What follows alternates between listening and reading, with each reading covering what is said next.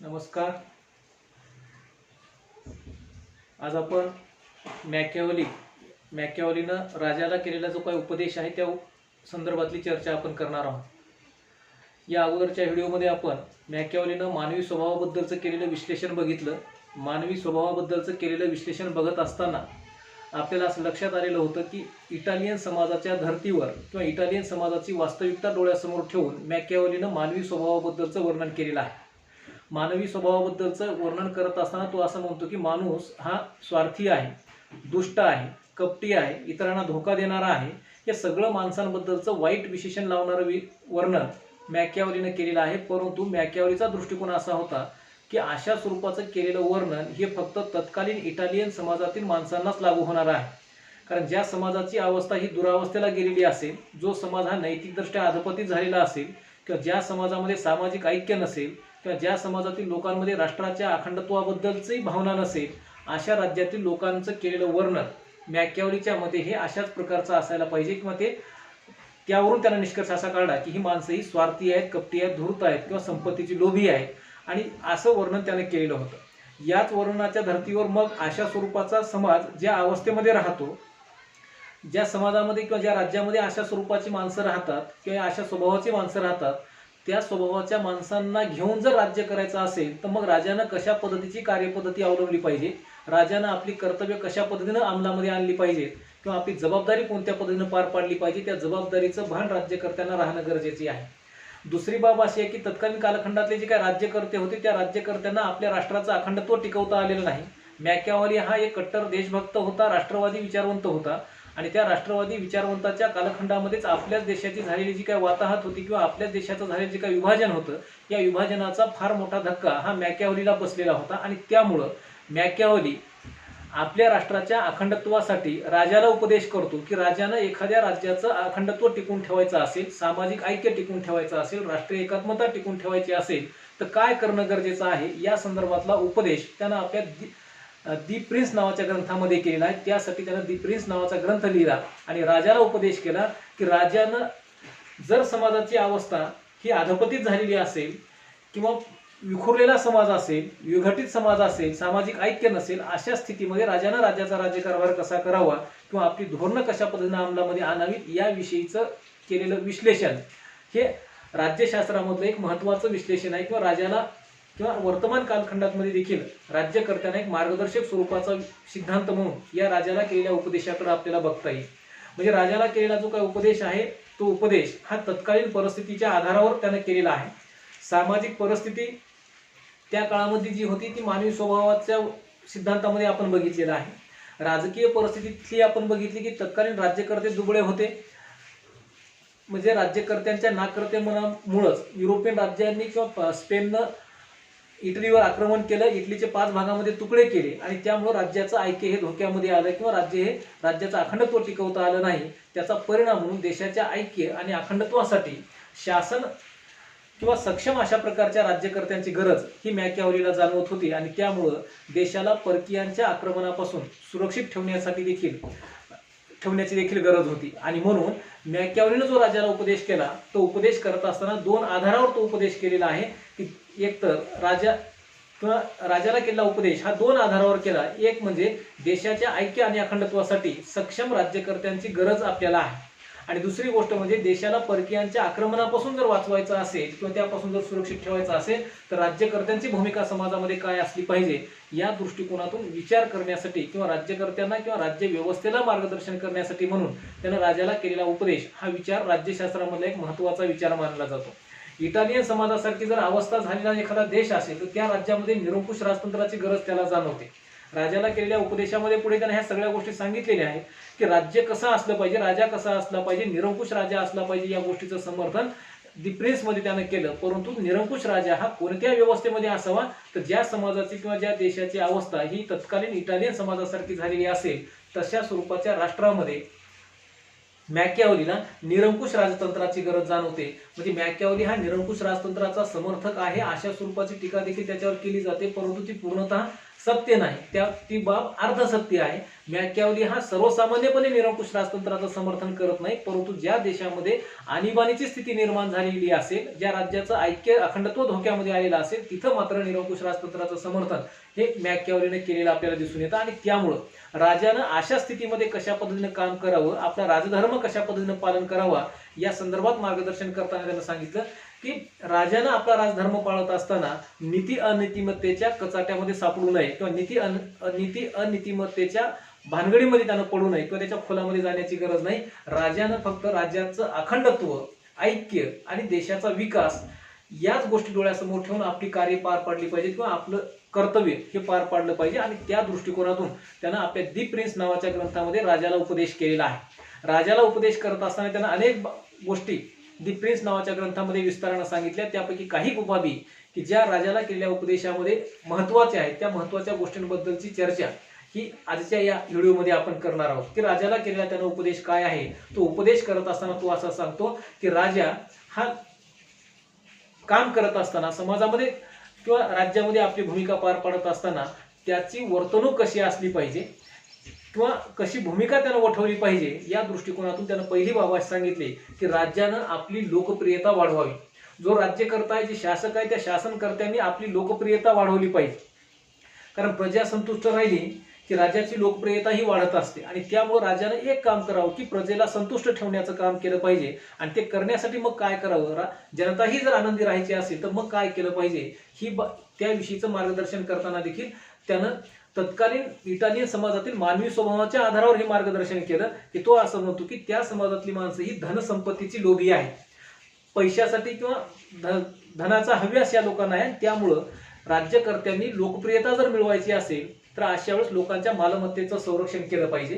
दुसरी गोष्ट, लोक स्वतःच्या जीवितासाठी देखील अतिशय सतर्क असतात आणि त्यामुळं लोकांच्या जीविताचं संरक्षण होईल अशा स्वरूपाची एक कार्यपद्धती राज्यकर्त्यांची असली पाहिजे. आणि याशिवाय स्त्री हा एक आदराचा विषय आहे आणि त्यामुळे स्त्रियांचा आदर करणारी भूमिका राज्यकर्त्यांनी पार पाडली पाहिजे. आणि त्यामुळे ह्या तीन जर गोष्टी केल्या, म्हणजे ज्या देशामध्ये स्त्रियांचा मान सन्मान राखला जातो तो समाज आदर्श समाज म्हटला जातो. आणि त्यामुळे राजानं स्त्री लोभापासून दूर राहिलं पाहिजे, कारण त्या मोहामुळे मोठी मोठी साम्राज्य ही लयाला गेलेली असतात. आणि म्हणून ह्या तीन गोष्टी राज्यकर्त्यांनी लोकप्रियता मिळवण्यासाठी केल्या पाहिजेत. एक म्हणजे धनसंपत्तीचं रक्षण केलं पाहिजे, लोकांच्या जीविताचं रक्षण केलं पाहिजे. आणि दुसरी बाब म्हणजे समाजातील स्त्रियांविषयी आदर बाळगला पाहिजे, त्यांचं रक्षण केलं पाहिजे. या तीन गोष्टी जर राज्यकर्त्यांनी केल्या तर राज्यकर्त्यांना लोकप्रियता मिळते आणि लोक अशा राजाला मान्यता देतात किंवा अधिमान्यता देतात. आणि त्यामुळे तो राज्यकर्ता अधिक काळ आपल्या राज्यावर आपलं अस्तित्व किंवा आपलं आधिपत्य हा गाजवू शकतो, समाजाला आपल्या ताब्यामध्ये ठेवू शकतो किंवा आपल्या नियंत्रणामध्ये ठेवू शकतो. आणि ही बाब एका राज्यासाठी, राज्याच्या अखंडत्वासाठी मॅकियावेलीला आवश्यक वाटते. दुसरी गोष्ट त्याने असं सांगितली की व्यक्तिगत जीवन आणि संपत्तीचं रक्षण हे राजानं लोकप्रियता मिळवण्यासाठी केलं पाहिजे, ही एक भूमिका त्यानं सांगितलेली आहे. आणि त्यानंतर त्या पुढे राजाला मार्गदर्शन करताना त्यानं आणखी एक मुद्दा असा सांगितला की राजानं विशिष्ट गुणांची वाढ ही आपल्यामध्ये स्वतःमध्ये केली पाहिजे. राज्यकारभारामध्ये जर आपल्याला यशस्वी व्हायचं असेल तर त्यासाठी ते करण्याकरिता राज्याच्या अंगी एक विशिष्ट गुण असले पाहिजे. एक तर त्यानं भावनावश होऊन राज्याचा राज्यकारभार करू नये, तो चतुर असला पाहिजे. राजानं आपली चतुराई दाखवली पाहिजे. म्हणजे त्यानं वर्णन करताना दी प्रिन्स नावाच्या ग्रंथामध्ये वर्णन केले की राजा हा सिंहासारखा शूर आणि कोल्ह्यासारखा धूर्त असला पाहिजे. म्हणजे प्रसंगी आपलं रूप बदलण्याची शक्ती ही राज्यामध्ये असली पाहिजे. म्हणजे राज्य टिकवण्यासाठी ह्या गोष्टी आवश्यक असतात, राज्य वाढवण्यासाठी ह्या गोष्टी आवश्यक असतात. आणि स्वतःमध्ये आत्मविश्वास निर्माण करण्यासाठी देखील अशा पद्धतीची कला ही राज्यकर्त्यांच्या अंगी असली पाहिजे, असं मार्गदर्शन त्याने केलं. म्हणजे राज्याला जर समाजामध्ये आपलं स्वतःचं नियंत्रण प्रस्थापित करायचं असेल तर त्यासाठी राज्यकर्त्यांमध्ये स्वतःच्या अंगामध्ये अशा स्वरूपाचे गुण हे निर्माण होणं गरजेचे आहे. आणि म्हणून वरवरती राजा म्हणजे सद्गुणांचा पुतळा लोकांना वाटला पाहिजे, परंतु आतून कायद्याचं कठोरपणानं पालन करून घेणारा देखील राज्यकर्ता असला पाहिजे. म्हणजे सद्गुण वाटणाऱ्या काही गोष्टी अंमलामध्ये त्यांना आणल्या तर लोकांमध्ये एक त्याच्याबद्दल राजाबद्दल एक आत्मीयता निर्माण होऊ शकते. आणि याशिवाय कायद्याचं देखील कठोरपणानं पालन करून घेतलं पाहिजे. म्हणजे एका बाजूला राजा हा सद्गुणी आहे असंही लोकांना वाटावं, परंतु दुसऱ्या बाजूला राज्याची भीती किंवा राज्याचा दरारा देखील समाजामध्ये निर्माण झाला पाहिजे. म्हणजे जेणेकरून कायद्याचा भंग करण्याची हिंमत कोणामध्ये होणार नाही किंवा लोक तशा स्वरूपाची हिंमत दाखवणार नाही. अशा प्रकारचा उपदेश करताना मॅकियावेलीनं राज्यकर्त्यांना उपदेश केलेला आहे किंवा तशा बाबी ह्या राज्यकर्त्यांना उपदेश करताना सांगितलेली आहे. तिसरी गोष्ट त्यानं राजाला उपदेश करताना अशी सांगितली की बळाचा वापर केला पाहिजे, बळाचा आणि कौर्याचा वापर केला पाहिजे. म्हणजे प्रसंगी नीती आणि नीतिमत्तेच्या कचाट्यामध्ये आपण पडायचं नाही, योग्य किंवा अयोग्य या गोष्टींच्या भानगडीमध्ये पडायचं नाही. जर राज्याचं हित तिथं साध्य होणार असेल तर राज्याचं हित साध्य करण्यासाठी प्रसंगी तुम्हाला बळाचा, कौर्याचा किंवा धाक दडपशाहीचा वापर करावा लागला तरी देखील तो केला पाहिजे. त्यामध्ये लोकांचं नुकसान होत आहे हे बघायचं नाही, तर राज्याचं हित फक्त बघायचं आणि त्या राज्याचं हित बघण्यासाठी आपण बळाचा वापर केला पाहिजे. मग राज्याचं हित कशामध्ये येतं तो असं सांगतो की शेजारची जी काही राष्ट्र आहे त्या राष्ट्रांशी वागताना राजाला जागरूक राहिलं पाहिजे, शत्रूंना गाफील ठेवून त्यांच्यावर हल्ला केला पाहिजे किंवा परकीय लोक तुमच्यावर आक्रमणच करू शकणार नाही अशा स्वरूपाचा एक दरारा तुमचा आंतरराष्ट्रीय क्षेत्रामध्ये देखील निर्माण झाला पाहिजे. अशा स्वरूपाची क्षमता राज्यानं स्वतःमध्ये निर्माण करावी किंवा ती कुवत राज्यानं निर्माण करावी. म्हणजे जसं पूर्वाश्रमीचा अनुभव इटलीचा होता की परकीय लोक येऊन आक्रमण करायचे आणि इटलीचं विभाजन करायचं, तर अशा स्वरूपाची स्थिती राहणार नाही. ते का घडले याचं उत्तर सांगताना मॅकियावेली असं म्हणतो की तत्कालीन राज्यकर्ते हे दुबळे होते आणि त्या दुबळेपणाचा फायदा परकीयांनी घेतला. असं होऊ नये यासाठी परकीयांनाच इटलीची भीती वाटावी, इटलीच्या राजाची भीती वाटावी की इटली कधी आपल्यावर आक्रमण करेल आणि आपला भाग जिंकून घेईल अशी भीती परकीय राष्ट्रांना इटलीबद्दल वाटली पाहिजे. म्हणजे राज्याचा धाक निर्माण व्हावा, राज्याची जरब निर्माण व्हावी ही आंतरराष्ट्रीय क्षेत्रामध्ये देखील आणि अंतर्गत क्षेत्रामध्ये देखील राज्याची तशा स्वरूपाची धाक आणि दडपशाही किंवा नियंत्रण प्रस्थापित होईल अशी क्षमता राज्यामध्ये असावी. म्हणजे राज्यानं दयाशील म्हणून घेण्याची इच्छा जर ठेवली पाहिजे, परंतु हे ठेवत असताना देखील राज्याचं हित किंवा समाजाचं हित डोळ्यासमोर ठेवलं पाहिजे ही बाब आवर्जून मॅकियावेलीने या ठिकाणी नमूद केलेली आपल्याला दिसून येते. दुसरी गोष्ट अशी आहे की राजा हा धूर्त आणि शूर असला पाहिजे. राजा हा धूर्त आणि शूर असला पाहिजे ही गोष्ट सांगत असताना देखील त्याने असं सांगितलं की राजा आंतरराष्ट्रीय क्षेत्रामध्ये काय चालत आहे, राज्याच्या अंतर्गत आपल्या विरोधामध्ये काही गोष्टी चालत आहेत का, या गोष्टी जाणून घेण्याची क्षमता राजामध्ये असली पाहिजे. किंवा एखादी गोष्ट लोकांवर लादत असताना देखील ती लोकांना दडपणाची वाटणार नाही आणि दडपणाची न वाटता देखील ती लोकांवर लादता आली पाहिजे. अशा स्वरूपाची एक जागरूक स्थिती किंवा धूर्तपणा हा राजामध्ये असला पाहिजे आणि आपण केलेले नियम, आपण केलेले कायदे हे लोकांनी पालन केले पाहिजे. तशा स्वरूपाची जरब लोकांवर निर्माण केली पाहिजे. प्रसंगी कितीही मोठं संकट राज्याच्या अंतर्गत किंवा बाह्य शक्तींचं आपल्यावर आलं तर त्याचा सामना करण्याची क्षमता ही राज्यकर्त्यांमध्ये असली पाहिजे. असा राजा हा धूर्त आणि शूर असला पाहिजे आणि धूर्त आणि शूर असल्याशिवाय राजाला आपलं अस्तित्व टिकवता येणार नाही किंवा राज्य टिकवता येणार नाही आणि त्या पुढे जाऊन राज्याच्या अस्तित्वासाठी, राज्याच्या अखंडत्वासाठी आणखी एक त्यानं उपदेश असा केला की रूढी परंपरांचा आदर केला पाहिजे. राज्याच्या अंतर्गत जर तुमच्या विरुद्ध कोणत्याही प्रकारची समजा बंडाळी होऊ द्यायची नसेल किंवा राज्याच्या अंतर्गत तुमच्या विरुद्ध कोणत्याही स्वरूपाचा उठाव होऊ द्यायचा नसेल, क्रांती होऊ द्यायची नसेल, तर तुम्ही लोकांना वरवरती सद्गुणांचा पुतळा म्हणून जाणवले पाहिजे. आणि हे करायचं जर असेल तर त्यासाठी तो असं म्हणतो की लोकांना धक्का केव्हा पोहोचतो, जेव्हा लोकांच्या रूढी परंपरांचा आदर केला जात नाही त्यावेळेस खऱ्या अर्थानं लोक राजा हा आपल्या विरुद्ध आहे असं जाणवतं आणि ते होऊ द्यायचं नसेल तर त्यासाठी मॅकियावेली असं म्हणतो की रूढी परंपरांचा आदर केला पाहिजे, जेणेकरून राजा हा आपल्याच मधला आहे अशी एक भावना लोकांमध्ये निर्माण होईल आणि त्या राज्याला अधिकाधिक जनमान्यता किंवा लोकमान्यता मिळत जाईल आणि त्या लोकमान्यतेच्या जोरावरच राज्याला आपल्या राज्याचं अस्तित्व किंवा अखंडत्व टिकवता येईल, त्या राज्याची भरभराट करता येईल. त्या पुढे मार्गदर्शन करताना त्यांना सांगितलं की प्रजेला कार्यामध्ये मग्न ठेवलं पाहिजे. कारण सातत्याने वेगवेगळ्या कामांमध्ये प्रजेला जर गुंतवून ठेवलं तर प्रजेला मग राज्याच्या विरोधामध्ये विचार करण्यासाठी किंवा राज्य काय बरोबर करतो, काय चुकीचं करतो किंवा कसा अन्याय करतो आपल्यावर या गोष्टींमध्ये विचार करण्यासाठी वेळ लोकांना मिळणार नाही. किंवा त्यामुळं प्रजेला काय केलं पाहिजे तर वेगवेगळ्या कार्यांमध्ये सातत्यानं अशा काही गोष्टी घडवून दिल्या पाहिजे की त्यामध्ये लोक मग्न राहतील आणि लोक राज्याच्या विरुद्ध कोणत्याही प्रकारचा विचार करू शकणार नाही. शिवाय त्या पुढे मार्गदर्शन करताना त्यांना सांगितलं की राज्याला सगळ्यात मोठा धोका असतो तो म्हणजे स्तुतीपाठकांपासून. म्हणजे खोट्या स्तुती ज्या राज्याच्या केल्या जातात तर त्या खोट्या स्तुतींपासून देखील राजाला सावध राहिलं पाहिजे. कारण खोट्या स्तुतीमध्ये राज्याचा घात करण्याची देखील तशी युक्ती ही दडलेली असू शकते किंवा तसं षडयंत्र त्यामध्ये दडलेलं राहू शकतं आणि त्यामुळे खोट्या स्तुतीपासून सावध राहिलं पाहिजे. त्या पुढे मार्गदर्शन करताना तो असं म्हणतो की राज्याचं धोरण हे साम्राज्य विस्ताराचं राहिलं पाहिजे. कारण मॅकियावेलीनं राजाला उपदेश केला, तो असं म्हणतो की आता इटलीवर झालेला जो काही अन्याय होता त्या अन्यायाच्या भावनेमधून त्याने ह्या सगळ्या गोष्टी सांगितल्या की तो असं म्हणतो की यापुढे इटलीचं धोरण कसं असावं, इटलीमध्ये येणाऱ्या राज्यकर्त्यांचं धोरण कसं असावं, तर आंतरराष्ट्रीय क्षेत्रामध्ये साम्राज्य विस्ताराचं धोरण त्यांनी सुरू ठेवलं पाहिजे. म्हणजे इटलीनं इतर देशांवर आक्रमण करावं, तिथं आपला साम्राज्य विस्तार करावा, ही भूमिका मॅकियावेलीनं आपल्या दि प्रिन्स नावाच्या ग्रंथात राजाला उपदेश करताना मांडलेली आहे. म्हणजे साम्राज्याचा जर विस्तार करत गेला त्यामुळं राज्याची मालमत्ता अधिकाधिक वाढेल आणि राज्य संपन्न होईल किंवा राज्याला आपली भरभराट करता येईल, यासाठी म्हणून त्यानं साम्राज्य विस्ताराचं धोरण राज्यकर्त्यांनी आखलं पाहिजे असा उपदेश केलेला आहे. याशिवाय राजा केवळ कायद्याचं कठोरपणानं अंमलबजावणी करतो, कायदा राबवून घेण्याचं काम कठोरपणानं करतो आणि त्यामुळे राजाबद्दल लोकांची भावना ही बदलण्याची शक्यता असू शकते.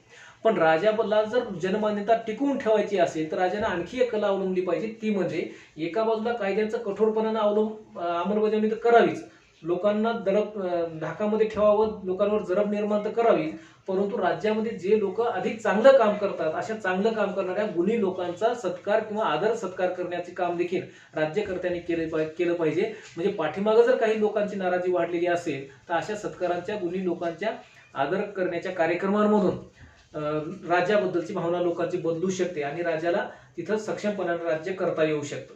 त्यापुढे अनेक गोष्टींचा उल्लेख मॅकियावेलीने केलेला आहे की राजानं आपली ही सगळी कामं करत असताना, राज्याचा राजधर्म म्हणून काम करत असताना नीती अनितिमत्तेच्या भानगडीमध्ये पडू नये.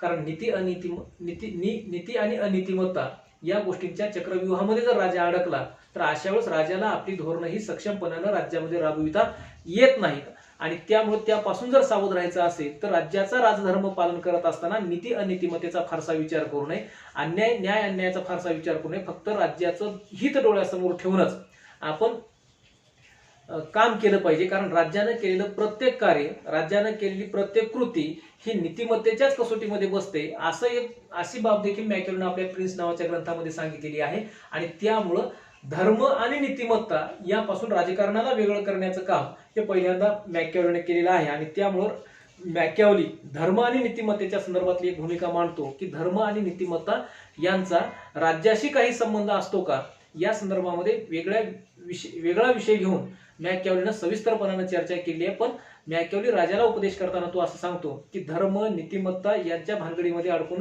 पडू नये. राजाने केलेली प्रत्येक कृती ही राजधर्मामध्ये बसते आणि त्या राजधर्माला पार पाडण्यासाठी किंवा त्या राजधर्मानुसार काम करण्यासाठी उचललेलं प्रत्येक पाऊल हे नीतिमत्तेमध्ये बसतं किंवा त्या नीतिमत्तेच्या चौकटीमध्ये बसतं असा विश्वास मॅकियावेलीला वाटतो. आणि त्यामुळे त्यानं राजाला उपदेश केला की नीती, अनितिमत्ता आणि धर्मतत्व यापासून वेगळं राहण्याचं काम राजाने केलं पाहिजे. पण व्यक्तिगत जीवनामध्ये मात्र धर्माचं आचरण केलं पाहिजे, रूढी परंपरांचा आदर केला पाहिजे, जेणेकरून लोकांचा जिव्हाळा राज्याच्या प्रती निर्माण होईल. आणि म्हणून राजाला उपदेश केला की नीती अनितिमत्तेच्या भानगडीमध्ये त्यांनी पडू नये, परंतु धर्म आणि नीतिमत्ता याच्या संदर्भातली जी भूमिका मॅकियावेलीनं राज्यशास्त्रामध्ये मांडली ती मात्र मॅकियावेलीला राज्यशास्त्रामध्ये एक वेगळेपण निर्माण करून देणारी आहे.